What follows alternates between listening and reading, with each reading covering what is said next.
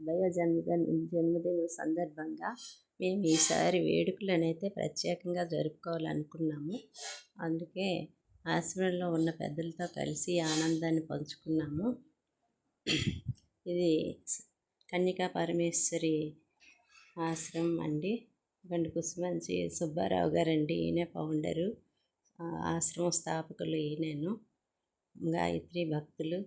ఈయనైతే మాకు దుస్సాలతో సన్మానించారండి, వస్త్ర ప్రదానం చేశారు. వారి ఆశీస్సులు కూడా మేము తీసుకున్నాము.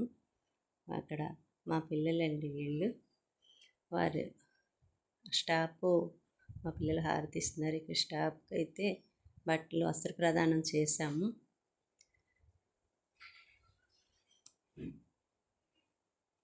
వారు మా ఆశీస్సులు తీసుకున్నారు. చిన్నవారు, పెద్దవారైతే మాకు ఆశీర్వదించారండి.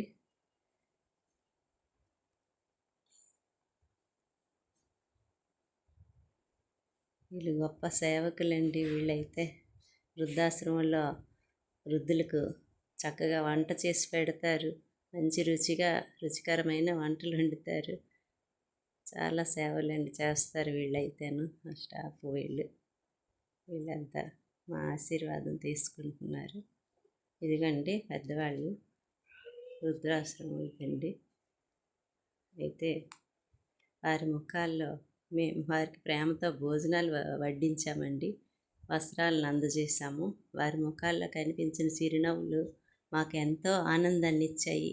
మా వారి 70వ పుట్టినరోజును ఈ విధంగా జరుపుకోవడం మా జీవితంలో ఎప్పటికీ గుర్తుండిపోయే ఒక మధురమైన జ్ఞాపకం ఇది. ఆ పెద్దల ఆశీస్సులు మా కుటుంబానికి ఎల్లప్పుడూ ఉండాలని కోరుకుంటూ ఈ చిన్న సేవను వారికి అంకితం చేస్తున్నాము.